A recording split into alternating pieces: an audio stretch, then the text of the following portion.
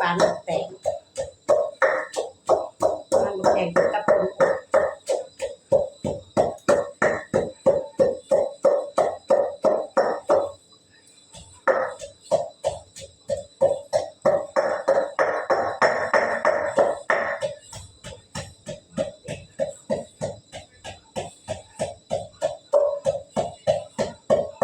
เบิ่งเข้าไป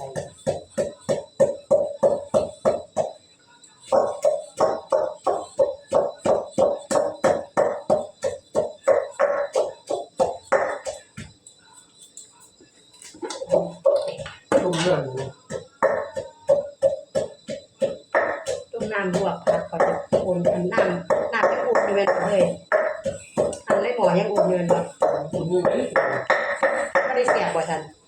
เป็นเศร้านี่ไหมจะพุ่มมันเลยไงฮะมันจะพุ่มมันเลยเจ้าได้เสียไปอยู่บ่ทันเสียผู้สาวมันก็ได้ตัวเสียมันก็ยังมันก็สิยังอุ่น